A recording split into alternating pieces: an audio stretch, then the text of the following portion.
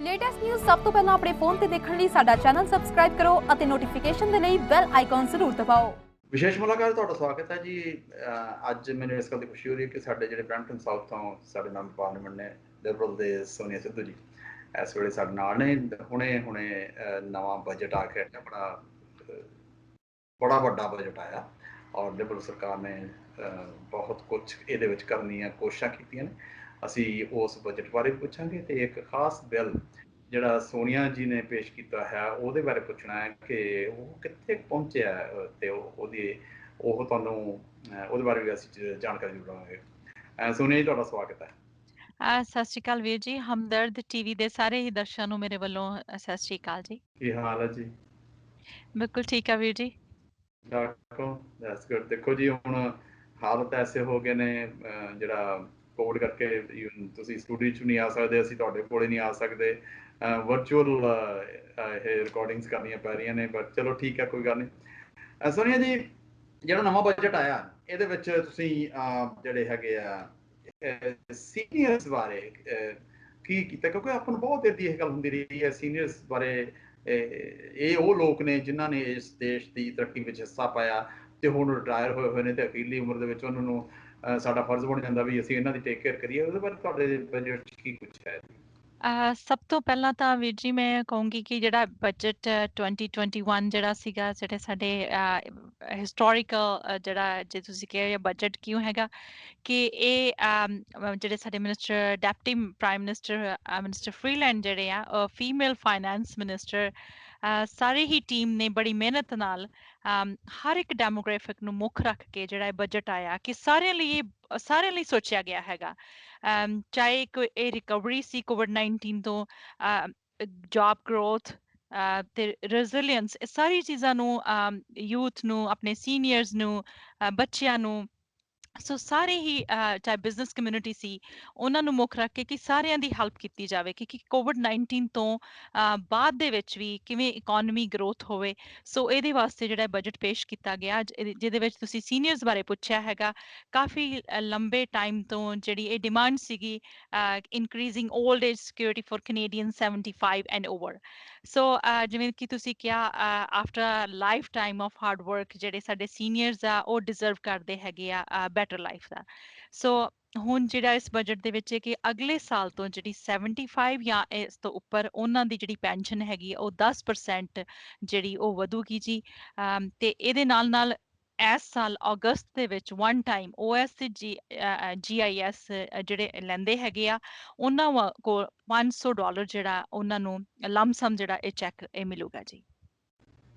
ਤੇ ਤੁਹਾਨੂੰ ਪਤਾ ਵੀ ਜਿਹੜੇ ਲੋਕ ਇੰਡੀਪੈਂਡੈਂਟ ਕੰਮ ਕਰਦੇ ਨੇ, ਇੰਡੀਪੈਂਡੈਂਟ ਕੋਈ ਜਿਵੇਂ ਕੈਬਸ ਚਲਾਉਂਦੇ ਸੀ ਜਾਂ ਕੁਛ ਹੋਰ ਕਰਦੇ ਨੇ, ਉਹਨਾਂ ਵਾਸਤੇ ਜਿਹੜਾ CRP ਹੈ ਪਹਿਲਾਂ ਤਾਂ ਤੁਹਾਡੀ ਸਰਕਾਰ ਵਧਾਈ ਦੀ ਪਾਤਰ ਹੈ ਜਿਹੜਾ ਉਹਨਾਂ ਨੇ ਉਸੇ ਮੌਕੇ ਆਉਂਦੇ ਸਾਰ ਇਹ ਜਿਹੜੀ ਗੱਲ ਸ਼ੁਰੂ ਕੀਤੀ। ਪਹਿਲਾਂ CERB ਸੀ, ਹੁਣ CRP ਹੈ ਤੇ CRP ਨੂੰ ਤੇ ਤੁਸੀਂ ਐਕਸਟੈਂਡ ਕੀਤਾ, ਕੁਝ ਦੱਸੋਗੇ ਉਹਦੇ ਬਾਰੇ?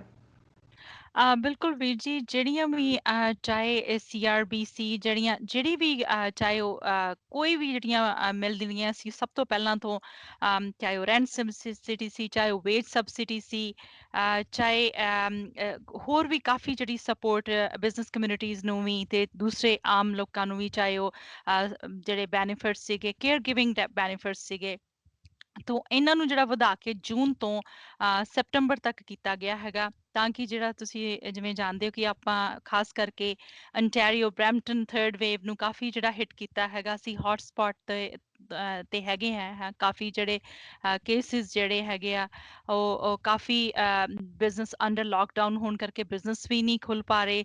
ਸੋ ਇਹਨਾਂ ਨੂੰ ਹੈਲਪ ਦੇਣੀ ਬਹੁਤ ਹੀ ਜ਼ਰੂਰੀ ਸੀਗੀ ਤੇ ਇਹਦੇ ਵਿੱਚ ਬਿਜ਼ਨਸ ਕਮਿਊਨਿਟੀਜ਼ ਦੇ ਨਾਲ 2021 ਦੇ ਵਿੱਚ ਪ੍ਰਪੋਜ਼ ਕੀਤਾ ਗਿਆ ਕਿ launch Canada digital adoption program ਜਿਹੜਾ ਕਿ 160,000 business with a cost of new technology ਨਾਲ ਅਸਿਸਟ ਕੀਤਾ ਜਾਊਗਾ। ਉਹਦੇ ਨਾਲ ਫਾਈਨੈਂਸ ਦੇ ਵਿੱਚ ਵੀ ਹੈਲਪ ਕੀਤੀ ਜਾਊਗੀ। ਇਹਦੇ ਨਾਲ ਜਿਹੜਾ ਕਿ ਚਾਹੇ ਉਹ ਕੈਨੇਡਾ ਸਮਰ ਜੌਬ ਹੈ, ਇਹ ਵੀ ਬਿਜ਼ਨੈਸਿਸ ਨੂੰ ਹੈਲਪ ਹੋਊਗੀ, ਪਰ ਜਦੋਂ ਓਪਨ ਹੋਣਗੇ।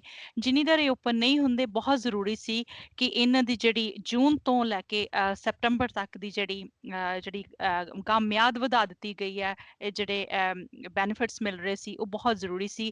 ਸੋ ਇਸ ਬਜਟ ਵਿੱਚ ਬਿਜ਼ਨਸ ਨੂੰ, ਚਾਹੇ ਉਹ ਕ੍ਰੈਡਿਟ ਕਾਰਡ ਜਿਹੜੀ ਸਵਾਈਪ ਜਿਹੜੀ ਸੀ ਫੀਸ ਜਿਹੜੀ ਆ ਉਹ ਵੀ ਲੋਅਰ ਕਰਨ ਦੀ ਜਿਹੜੀ ਪ੍ਰਪੋਜ਼ ਕੀਤਾ ਗਿਆ ਇਸ ਬਜਟ ਦੇ ਵਿੱਚ, ਤਾਂ ਕਿ ਸਾਡੇ ਬਿਜ਼ਨਸ ਕਮਿਊਨਿਟੀ ਨੂੰ, ਚਾਹੇ ਉਹ ਸਮਾਲ ਮੀਡੀਅਮ ਜਿਹੜੇ ਬਿਜ਼ਨਸ ਆ, ਉਹਨਾਂ ਨੂੰ ਉਹ ਹੈਲਪ। ਸੋਨੀਆ ਜੀ, ਬੱਚਿਆਂ ਵਾਸਤੇ ਤੁਹਾਡੇ ਜਿਹੜਾ ਬਜਟ ਹੈਗਾ ਉਹ 'ਚ ਕੀ ਹੈ? ਤੁਹਾਨੂੰ ਪਤਾ ਕਿ ਸਿੰਗਲ ਮਦਰਸ ਬਹੁਤ ਹੁੰਦੀਆਂ ਨੇ, ਉਹਨਾਂ ਵਾਸਤੇ ਕੰਮ ਤੇ ਵੀ ਜਾਣਾ ਤੇ ਬੱਚਿਆਂ ਨੂੰ ਟੇਕ ਕੇਅਰ ਵਾਸਤੇ ਵੀ ਉਹਨਾਂ ਨੇ ਕਿਸ ਜਗ੍ਹਾ ਤੇ ਛੱਡਣਾ ਹੁੰਦਾ, ਔਰ ਉਹ ਇਟਸ ਕਾਸਟਿੰਗ ਅ ਲਾਟ। ਤੁਹਾਡੇ ਇਸ ਬਜਟ ਦੇ ਵਿੱਚ ਉਹਨਾਂ ਵਾਸਤੇ ਕੁਝ ਹੈ? ਬਿਲਕੁਲ ਜੀ, ਇਸ ਬਜਟ ਦੇ ਵਿੱਚ ਬਹੁਤ ਹੀ ਖੁਸ਼ੀ ਦੀ ਗੱਲ ਹੈਗੀ ਆ ਕਿ ਜਦੋਂ ਈਵਨ ਮੈਂ ਵੀਰ ਜੀ ਸਟੇਟਸ ਆਫ ਵਿਮਨ ਦੇ ਕਮੇਟੀ ਦੇ ਵਿੱਚ ਵਾਈਸ ਚੇਅਰ ਹੈਗੀ ਆ, ਚਾਹੇ ਅਸੀਂ ਪ੍ਰੋਫੈਸ਼ਨਲਸ ਤੋਂ ਵੀ ਸੁਣਿਆ, ਚਾਹੇ ਵਿਟਨੈਸਿਸ ਵੀ ਆਏ, ਵੈਸੇ ਵੀ ਉਂਝ ਵੀ ਮੈਂ ਰਾਈਡਿੰਗ ਦੇ ਵਿੱਚ ਵੀ ਜਦੋਂ ਸੁਣਿਆ ਸੀਗਾ, ਇਹ ਬਹੁਤ ਜ਼ਰੂਰਤ ਸੀਗੀ ਕਿ ਇੱਕ ਚਾਈਲਡ ਕੇਅਰ ਵਾਸਤੇ, ਜਿਹੜੀ ਕਿ ਬਹੁਤ ਐਕਸਪੈਂਸਿਵ ਵੀ ਪੈਂਦੀ ਸੀ। ਬੇਸਿਕਲੀ ਜਿਵੇਂ ਹੁਣ ਪੈਂਡੈਮਿਕ ਦੇ ਵਿੱਚ ਸਕੂਲ ਜਿਹੜੇ ਸੀਗੇ ਉਹ ਬੰਦ ਸੀਗੇ, ਸੋ ਸਪੈਸ਼ਲੀ ਮਦਰਸ ਵਾਸਤੇ ਬੱਚਿਆਂ ਦੀ ਟੇਕ ਕੇਅਰ ਕਰਨੀ, ਪਲੱਸ ਜੌਬ ਨੂੰ ਮੈਨੇਜ ਕਰਨਾ, ਪਲੱਸ ਘਰ 'ਚ ਵੀ ਮੈਨੇਜ ਕਰਨਾ, Yeah, ਜੇ yeah. ਸੀਨੀਅਰਸ ਆ ਉਹਨਾਂ ਦੀ ਵੀ ਟੇਕ ਕੇਅਰ ਕਰਨੀ। ਸੋ ਬਹੁਤ ਹੀ ਜ਼ਰੂਰੀ ਸੀ ਕਿ ਚਾਈਲਡ ਕੇਅਰ ਵਾਸਤੇ ਹੈਲਪ ਮਿਲਦੀ। ਸੋ ਇਸ ਬਜਟ ਦੇ ਵਿੱਚ ਬਹੁਤ ਹੀ ਖੁਸ਼ੀ ਦੀ ਗੱਲ ਹੈ ਕਿ $30 ਬਿਲੀਅਨ ਜਿਹੜੇ ਆ ਇਹਦੇ ਵਿੱਚ ਇਨਵੈਸਟ ਕੀਤੇ ਜਾਣਗੇ, ਸਰਕਾਰ ਨੇ ਪ੍ਰਪੋਜ਼ ਕੀਤਾ ਹੈਗਾ। ਉਹਦੇ ਵਿੱਚ ਜਿਹੜਾ ਕਿ next year 50% on average reduction ਕਰਨ ਦੀ ਕੋਸ਼ਿਸ਼ ਕੀਤੀ ਜਾਊਗੀ। ਪਲਾਨ ਇਹ ਹੈਗਾ ਕਿ 2020 ਜਿਹੜਾ ਹੈਗਾ 6 ਦੇ ਤੱਕ $10 ਪਰ ਡੇ ਜਿਹੜੀ ਉਹ ਪਵੇ। ਇਹਦੇ ਨਾਲ ਕਿ ਬੱਚਤ ਵੀ ਬਹੁਤ ਹੋ ਗਈ, ਐਂਡ ਐਵਰੇਜ $1000 ਜਿਹੜਾ ਇੱਕ ਬੱਚੇ ਤੇ ਜਿਹੜੀ ਉਹ ਬੱਚਤ ਹੋਣ ਦੀ ਸੰਭਾਵਨਾ ਹੈਗੀ ਹੈ, ਜਿਹੜੀ ਕਿ ਬਹੁਤ ਹੀ ਵਧੀਆ ਗੱਲ ਹੈਗੀ ਹੈ। ਅਗਲੇ 5 ਸਾਲਾਂ ਦੇ ਵਿੱਚ ਇਹ ਕੋਸ਼ਿਸ਼ ਕੀਤੀ ਜਾਊਗੀ ਕਿ $10 ਪਰ ਡੇ ਦੇ ਐਵਰੇਜ ਦੇ ਹਿਸਾਬ ਨਾਲ ਜਿਹੜਾ ਕਿ ਕੀਮਤ ਆਵੇ। ਸੋ ਇਹ ਬਹੁਤ ਹੀ ਬਿਗ ਵਿਨ ਵਿਨ ਹੈਗਾ, ਖਾਸ ਕਰਕੇ ਲੇਡੀਜ਼ ਵਾਸਤੇ, ਕਿ ਚਾਈਲਡ ਕੇਅਰ ਜਿਹੜੀ ਕਿ ਬਹੁਤ ਹੀ ਵੈਸੇ ਮੈਂ ਪੇਰੈਂਟਸ ਲਈ ਕਹੂੰਗੀ, ਕਿਉਂਕਿ ਬੋਥ ਪੇਰੈਂਟਸ ਵਾਸਤੇ ਇਹ ਖੁਸ਼ੀ ਦੀ ਗੱਲ ਹੈ ਕਿ ਜਦੋਂ ਚਾਈਲਡ ਕੇਅਰ ਇੰਨੀ ਅਫੋਰਡੇਬਲ ਹੋ ਜਾਊਗੀ ਤੇ ਸਾਰਿਆਂ ਲਈ ਬਹੁਤ ਖੁਸ਼ੀ ਦੀ ਗੱਲ ਹੋਗੀ। ਸੋਨੀਆ ਜੀ, ਇੱਕ ਬਿੱਲ ਆਪਾਂ ਪਿਛਲੀਆਂ ਵਾਰੀ ਜਦੋਂ ਵੀ ਗੱਲਬਾਤ ਕੀਤੀ ਹੈ ਉਦੋਂ ਵੀ ਜ਼ਿਕਰ ਕੀਤਾ ਸੀਗਾ, ਤੁਸੀਂ ਇੱਕ ਬਿੱਲ ਪੇਸ਼ ਕੀਤਾ ਹੈਗਾ ਜਿਹੜਾ ਕਿ ਡਾਇਬਟੀਜ਼ ਦੇ ਸੰਬੰਧ ਵਿੱਚ ਹੈਗਾ। ਤੁਸੀਂ ਮੈਨੂੰ ਡਿਟੇਲ 'ਚ ਦੱਸੋਗੇ ਵੀ ਉਹ ਬਿੱਲ ਕਿੱਥੇ ਹੈ? ਕੀ ਇਹ ਪ੍ਰੋਸੈਸ ਚੱਲ ਰਿਹਾ ਜਾਂ ਕਿੱਥੇ ਖੜਾ ਹੈ ਇਸ ਵੇਲੇ ਉਹ? ਹਾਂਜੀ, ਜੀ ਇਹਦੀ ਜਿਹੜੀ ਸੈਕਿੰਡ ਰੀਡਿੰਗ ਆ ਉਹ ਪਾਸ ਹੋ ਕੇ ਹੁਣ ਥਰਡ ਰੀਡਿੰਗ ਦੇ ਵਿੱਚ ਇਹ ਬਿੱਲ ਪਹੁੰਚ ਚੁੱਕਿਆ, ਜਿਹੜਾ ਕਿ 3 ਮਈ ਨੂੰ ਇਹਦੀ ਜਿਹੜੀ ਥਰਡ ਰੀਡਿੰਗ ਜਿਹੜੀ ਆ ਉਹ ਹੋਣ ਜਾ ਰਹੀ ਹੈਗੀ ਆ। ਇਹ ਜਿਹੜਾ ਬਿੱਲ ਹੈਗਾ C-237, ਜਿਹੜਾ ਮੈਂ ਟੇਬਲ ਕੀਤਾ ਸੀ, an act to establish a diabetes ਜਿਹੜਾ ਫਰੇਮਵਰਕ, ਨੈਸ਼ਨਲ ਡਾਇਬੀਟੀਜ਼ ਫਰੇਮਵਰਕ। ਇਹ ਬਹੁਤ ਹੀ ਜ਼ਰੂਰੀ ਸੀ। ਜੇ ਅਸੀਂ ਬਰੈਂਪਟਨ ਦੇ ਵਿੱਚ ਹੀ ਦੇਖਿਆ ਜਾਈਏ ਤਾਂ ਐਵਰੀ 6th ਬਰੈਂਪਟੋਨੀਅਨ ਜਿਹੜਾ ਅਫੈਕਟਡ ਹੈਗਾ ਡਾਇਬੀਟੀਜ਼, ਪ੍ਰੀ ਡਾਇਬੀਟੀਜ਼, ਸਪੈਸ਼ਲੀ ਕੋਵਿਡ-19 ਦੇ ਵਿੱਚ ਡਾਇਬੈਟਿਕ ਪਾਪੂਲੇਸ਼ਨ ਨੂੰ ਜਿਹੜਾ ਈਵਨ ਡਾਇਬੀਟੀਜ਼ ਕੈਨੇਡਾ ਦੇ ਰਿਸਰਚ ਦੇ ਹਿਸਾਬ ਨਾਲ ਜਿਹੜਾ ਡੇਟਾ ਆਇਆ ਹੈਗਾ, ਮੋਰ ਰਿਸਪਾਇਰਟਰੀ ਜਿਹੜੀਆਂ ਉਹਨਾਂ ਨੂੰ ਕੰਪਲਿਕੇਸ਼ਨਸ ਜਿਹੜੀਆਂ ਬਹੁਤ ਆਈਆਂ ਹੈਗੀਆਂ। ਸੋ ਡਾਇਬੈਟਿਕ ਪਾਪੂਲੇਸ਼ਨ ਮੋਰ ਹਿੱਟ ਹਾਰਡ ਹੋਈ ਹੈਗੀ ਆ ਇਸ ਕੋਵਿਡ-19 ਦੇ ਦੌਰਾਨ। ਸੋ ਇਹ ਬਹੁਤ ਹੀ ਜ਼ਰੂਰੀ ਹੈਗਾ ਕਿ ਇਹਦੇ ਵਾਸਤੇ ਚਾਹੇ ਉਹ ਅਵੇਅਰਨੈਸ, ਪ੍ਰੀਵੈਂਸ਼ਨ ਤੇ ਟ੍ਰੀਟਮੈਂਟ, ਪਲੱਸ ਨਾਲ ਜਿਹੜਾ ਇਹਦਾ ਕਿਉਰ ਲੱਭਣ ਵਾਸਤੇ, ਜੇ ਤਾਂ ਹੀ ਕਿਉਰ ਲੱਭਿਆ ਜਾਊਗਾ ਜੇ ਤੁਸੀਂ ਰਿਸਰਚ ਤੋਂ ਫੰਡਿੰਗ ਹੋਏਗੀ। ਸੋ ਆਹ ਸਾਲ ਵੈਸੇ ਵੀ ਸਪੈਸ਼ਲ ਹੈਗਾ ਕਿਉਂਕਿ ਅਸੀਂ ਜਿਹੜੀ ਇਨਸੂਲਿਨ ਕੈਨੇਡਾ ਨੇ ਵਰਲਡ ਨੂੰ ਦਿੱਤੀ ਸੀ, ਉਹ ਕੈਨੇਡੀਅਨ ਸਾਇੰਟਿਸਟ ਸੀਗੇ ਜਿਨ੍ਹਾਂ ਨੇ ਇਨਸੂਲਿਨ ਜਿਹੜੀ ਵਰਲਡ ਨੂੰ ਦਿੱਤੀ ਸੀ। ਜੇ ਅਸੀਂ ਇਨਸੂਲਿਨ ਵਰਲਡ ਨੂੰ ਦੇ ਸਕਦੇ ਹਾਂ, why we can not find the cure. So ਇਹਦੇ ਹਿਸਾਬ ਨਾਲ ਜਿਹੜਾ ਕਿ the 100th of birth anniversary insulin ਦੀ ਇਸੇ ਸਾਲ ਹੈਗੀ ਹੈ, ਜਿਹਦੇ ਕਿ ਪਿੱਛੇ ਜੇ ਸਟੈਂਪ ਵੀ ਇੱਕ ਇਨਸੂਲਿਨ ਦੀ ਰਿਲੀਜ਼ ਕੀਤੀ ਗਈ ਹੈ। ਆਉਣ ਵਾਲੇ ਟਾਈਮ ਦੇ ਵਿੱਚ ਹੋਰ ਵੀ ਚੀਜ਼ਾਂ ਕੀਤੀਆਂ ਗਈਆਂ। ਇਹਦੇ ਨਾਲ ਵੀਰ ਜੀ ਮੈਂ ਇਹ ਜ਼ਰੂਰ ਕਹਿਣਾ ਚਾਹੂੰਗੀ ਕਿ ਸਰਕਾਰ ਨੇ ਸੁਣਿਆ। ਜੇ ਤੁਸੀਂ ਬਜਟ ਦੇ ਵਿੱਚ ਵੀ ਦੇਖੋਗੇ ਤੇ ਇਹਦਾ ਮੈਂਸ਼ਨ ਕੀਤਾ ਗਿਆ ਹੈਗਾ ਫਰੇਮਵਰਕ ਦਾ, ਤੇ ਉਹਦੇ ਨਾਲ ਜਿਹੜਾ ਮਨੀ ਵੀ ਅਲਾਟ ਕੀਤੀ ਗਈ ਆ $25 ਮਿਲੀਅਨ ਫॉर ਨੈਕਸਟ 5 ਇਅਰਸ, ਦੇ ਨਾਲ ਜਿਹੜਾ 10 ਮਿਲੀਅਨ ਡਾਲਰਸ ਜਿਹੜਾ ਅਵਾਰਡ ਵਾਸਤੇ ਵੀ ਮੈਂਸ਼ਨ ਕੀਤਾ ਗਿਆ, ਉਹ ਬਹੁਤ ਹੀ ਮੇਰੇ ਲਈ ਤੇ ਬਹੁਤ ਮਾਣ ਦੀ ਗੱਲ ਹੈ ਕਿ ਸਰਕਾਰ ਨੇ ਧਿਆਨ ਨਾਲ ਸੁਣਿਆ ਤੇ ਇਹਨੂੰ ਬਜਟ ਦੇ ਵਿੱਚ ਵੀ ਮੈਂਸ਼ਨ ਕੀਤਾ। ਤੇ ਬਿੱਲ ਜਿਹੜਾ ਉਹ ਥਰਡ ਰੀਡਿੰਗ ਵਿੱਚ ਜਿਹੜਾ 3 ਮਈ ਨੂੰ ਜਿਹੜੀ ਉਹਦੀ ਥਰਡ ਰੀਡਿੰਗ ਹੋਗੀ। ਉਸ ਤੋਂ ਬਾਅਦ ਜੀ ਜੇ ਇਥੋਂ ਪਾਸ ਹੋ ਗਿਆ ਫਿਰ ਇਹ ਸੈਨੇਟ ਦੇ ਵਿੱਚ ਜਿਹੜਾ ਚਲਾ ਜਾਏਗਾ, ਕਮੇਟੀ ਦੇ ਵਿੱਚੋਂ ਪਾਸ ਹੋ ਕੇ ਆ ਗਿਆ ਹੈਗਾ, ਜਿਹਦੀ ਕਿ ਥਰਡ ਰੀਡਿੰਗ ਹੋ ਰਹੀ ਹੈਗੀ ਹੈ। ਸੋ ਆਮ ਵੈਰੀ ਹੋਪਫੁਲ ਕਿ ਇਹ ਜਦੋਂ ਬਜਟ ਪਾਸ ਹੋਊਗਾ, ਇਹਦੇ ਨਾਲ 11 ਮਿਲੀਅਨ ਕੈਨੇਡੀਅਨਸ ਜਿਹੜੇ ਅਫੈਕਟਡ ਹੈਗੇ ਡਾਇਬੀਟੀਜ਼ ਔਰ ਪ੍ਰੀ ਡਾਇਬੀਟੀਜ਼ ਨੂੰ, ਉਹਨਾਂ ਨੂੰ ਬਹੁਤ ਹੀ ਫਾਇਦਾ ਹੋਏਗਾ। ਸੋਨੀਆ ਜੀ, ਤੁਹਾਨੂੰ ਮੈਂ ਸਿੱਧਾ ਹੀ ਸਵਾਲ ਕਰਨ ਲੱਗਿਆ, ਤੁਸੀਂ ਹੁਣ ਸੈਕੰਡ ਟਾਈਮ ਮੈਂਬਰ ਪਾਰਲੀਮੈਂਟ ਬਣਨਾ, ਪਰਮਾਤਮਾ ਮਿਹਰ ਕਰੇ ਤੁਸੀਂ ਹੋਰ ਬਹੁਤ ਵਾਰੀ ਬਣੋ। ਬਰੈਂਪਟਨ ਸਾਊਥ ਵਾਸਤੇ ਤੁਸੀਂ ਕੀ ਕੀਤਾ? ਇਹਦੇ ਵਿੱਚ ਮੈਂ ਵੀਰ ਜੀ ਇਹ ਕਹਿਣਾ ਚਾਹੂੰਗੀ, ਕੋਵਿਡ-19 ਤੇ ਸਾਡੇ ਸਾਰੇ ਹੀ ਤਿੰਨਾਂ ਲੈਵਲ ਸਰਕਾਰ ਦੀਆਂ ਹੀ ਜ਼ਿੰਮੇਵਾਰੀਆਂ ਬਣਦੀਆਂ ਹੈਗੀਆਂ। ਪਰ ਉਹਦੇ ਨਾਲ ਜੇ ਮੈਂ ਕਹਾਂ ਕਿ ਅਸੀਂ ਇੱਕ ਟੀਮ ਦੇ ਵਿੱਚ ਕੰਮ ਕਰਦੇ ਹਾਂ ਸਾਰੇ ਐਮਪੀ, ਅਸੀਂ ਬਰੈਂਪਟਨ ਦੇ ਵਿੱਚ ਵੱਧ ਤੋਂ ਵੱਧ ਬਰੈਂਪਟਨ ਦਾ ਫੇਅਰ ਸ਼ੇਅਰ ਲਿਆਉਣ ਦੀ ਕੋਸ਼ਿਸ਼ ਕੀਤੀ ਹੈਗੀ ਆ। ਉਹਦੇ ਵਿੱਚ ਜੇ ਮੈਂ ਕਹਾਂ ਕਿ ਇਸੇ ਜਿਹੜੇ ਹੋਣ ਵਾਲੀ ਟਰਮ ਦੇ ਵਿੱਚ ਜਾਂ ਉਸ ਤੋਂ ਪਹਿਲਾਂ ਵਾਲੀ ਟਰਮ ਦੇ ਵਿੱਚ ਜੋ ਅਸੀਂ ਬਰੈਂਪਟਨ ਲਈ ਲਿਆਉਣ ਦੀ ਕੋਸ਼ਿਸ਼ ਕੀਤੀ, ਉਹਦੇ ਵਿੱਚ ਮੈਂ ਕੁਝ ਕੁ ਪ੍ਰੋਜੈਕਟ ਜਿਹੜੇ ਰੀਸੈਂਟਲੀ ਆ ਉਹਦਾ ਮੈਂ ਜ਼ਿਕਰ ਕਰਨਾ ਜ਼ਰੂਰੀ ਸਮਝੂੰਗੀ। ਉਹਦੇ ਵਿੱਚ ਰਿਵਰ ਵਾਕ ਬੜੀ ਦੇਰ ਤੋਂ ਮੰਗ ਸੀਗੀ, ਰਿਵਰ ਵਾਕ, ਕਿਉਂਕਿ ਜਿਹੜਾ Brampton downtown of flood zone ਤੇ ਹੈਗਾ। ਸੋ ਤਾਂ ਹੀ ਜਿਹੜੇ ਇਨਵੈਸਟਰ ਕੌਨਫੀਡੈਂਸ ਨਾਲ ਇਨਵੈਸਟ ਕਰਨਗੇ ਜੇ ਉਹ ਰਿਵਰ ਵਾਕ ਦੇ ਨਾਲ ਨੁਹਾਰ ਹੀ ਬਦਲੀ ਜਾਊਗੀ। ਸੋ ਜਦੋਂ 2015 ਦੇ ਵਿੱਚ ਪਹਿਲੀ ਵਾਰੀ ਜਿਹੜਾ ਅਸੈਸਮੈਂਟ ਹੋਈ ਸੀਗੀ 10 ਮਿਲੀਅਨ ਡਾਲਰ, ਜਿਹੜਾ ਫਰਸਟ ਅਨਾਉਂਸਮੈਂਟ ਜਿਹੜੀ ਬਰੈਂਪਟਨ ਸਾਊਥ ਵਿੱਚ ਇਸੇ ਹੀ ਪ੍ਰੋਜੈਕਟ ਲਈ ਲਿਆਂਦੀ ਗਈ ਸੀ, ਉਹਦੇ ਲਈ ਹੁਣ ਜਿਹੜਾ ਇਹ ਅਸਲ ਦੇ ਰਿਵਰ ਵਾਕ ਦੇ ਵਿੱਚ ਮੋਰ ਦੈਨ 38 ਮਿਲੀਅਨ ਡਾਲਰ ਜਿਹੜੀ ਫੈਡਰਲ ਵੱਲੋਂ ਇਨਵੈਸਟ ਕੀਤੀ ਜਾਣੀ ਹੈ, ਉਹਦੀ ਅਨਾਉਂਸਮੈਂਟ ਹੋਈ। ਉਹਦੇ ਨਾਲ ਥਾਊਜ਼ੈਂਡ ਜਿਹੜੀਆਂ ਜੌਬ ਕ੍ਰੀਏਸ਼ਨ ਹੋਊਗੀ।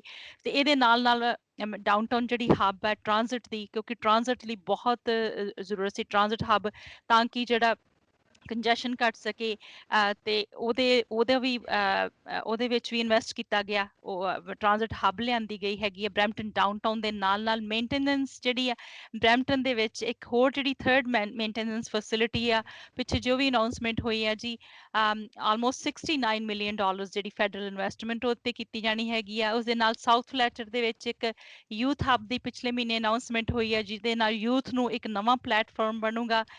ਉਹਦੇ ਨਾਲ ਇੱਕ ਰਾਇਟਸਨ ਯੂਨੀਵਰਸਿਟੀ ਜਿਹੜੀ ਸਾਈਬਰ ਸਿਕਿਉਰਿਟੀ ਹੱਬ ਜਿਹੜੀ ਆ ਕਾਇਮ ਕੀਤੀ ਗਈ ਸੀ, ਉਹਨੂੰ ਅਪਸਕਿਲ ਗ੍ਰੇਡਿੰਗ ਵਾਸਤੇ $500,000 ਜਿਹੜੀ ਕਿ 3 ਕੁ ਵੀਕ ਪਹਿਲਾਂ ਅਨਾਉਂਸਮੈਂਟ ਹੋਈ ਹੈਗੀ ਆ।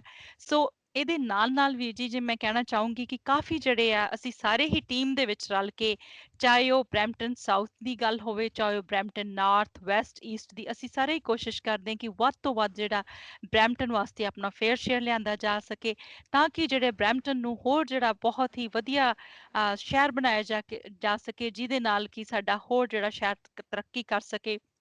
ਉਹਦੇ ਨਾਲ ਜਿਹੜੀ ਛੋਟੀਆਂ ਇਨਵੈਸਟਮੈਂਟ ਆ, ਇਹਦੇ 2.7 ਮਿਲੀਅਨ ਡਾਲਰ ਜਿਹੜਾ 600 ਜੌਬਸ ਆ, ਜਿਹੜੀ ਕੈਨੇਡਾ ਸਮਰ ਜੌਬ ਦੀ ਮੈਂ ਪਹਿਲਾਂ ਗੱਲ ਕੀਤੀ ਸੀਗੀ, ਉਹਦੇ ਤੇ ਇਨਵੈਸਟ ਕੀਤਾ ਜਾਣਾ ਹੈਗਾ ਜੀ।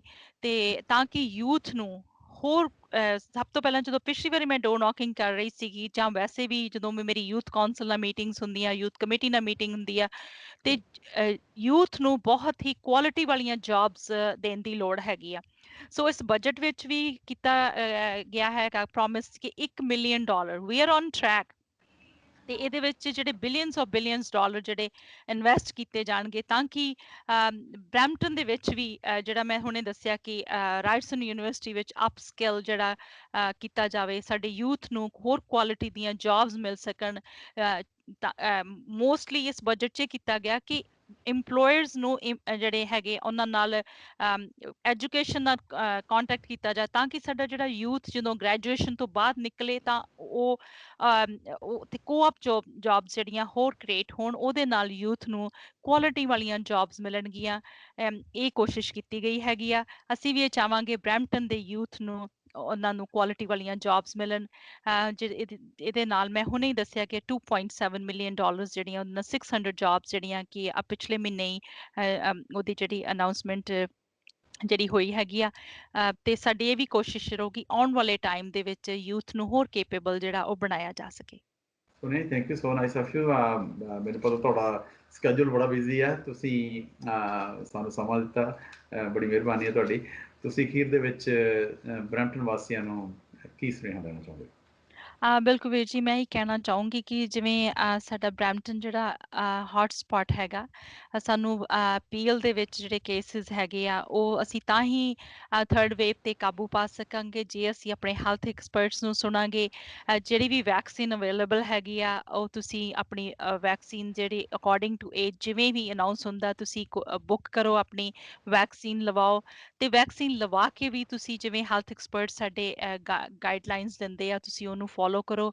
ਇਹ ਬਹੁਤ ਜ਼ਰੂਰੀ ਹੈਗਾ। ਜੇ ਤੁਹਾਨੂੰ ਜ਼ਰੂਰੀ ਨਹੀਂ ਜਾਣਾ ਹੈਗਾ, ਜਿਵੇਂ ਕਿ ਅਸੀਂ ਲੋਕਡਾਊਨ ਦੇ ਵਿੱਚ ਹੈਗੇ ਆ, ਜੇ ਤੁਸੀਂ ਅਸੈਂਸ਼ੀਅਲ ਵਰਕਰਸ ਨਹੀਂ ਹੈਗੇ, ਜੇ ਬਹੁਤ ਹੀ ਜ਼ਰੂਰੀ ਜਾਣਾ ਨਹੀਂ ਹੈਗਾ ਬਾਹਰ, ਤੇ ਪਲੀਜ਼ ਤੁਸੀਂ ਨਾ ਜਾਓ। ਸੋਸ਼ਲ ਜਿਹੜਾ ਡਿਸਟੈਂਸ ਉਹ ਮੇਨਟੇਨ ਕਰਕੇ ਰੱਖੋ, ਮਾਸਕ ਪਾ ਕੇ ਰੱਖੋ। ਚਾਹੇ ਤੁਹਾਨੂੰ ਵੈਕਸੀਨ ਲੱਗ ਗਈ ਹੈਗੀ ਆ, ਤਾਂ ਵੀ ਤੁਸੀਂ ਜਿਹੜਾ ਮਾਸਕ ਜਿਹੜਾ ਤੁਸੀਂ ਪਾ ਕੇ ਰੱਖਣਾ, ਸੋਸ਼ਲ ਡਿਸਟੈਂਸ ਮੇਨਟੇਨ ਕਰਨਾ, ਜਿਹੜੇ ਹੈਂਡ ਆ ਵਾਸ਼ ਕਰਨੇ ਹੈਗੇ ਆ।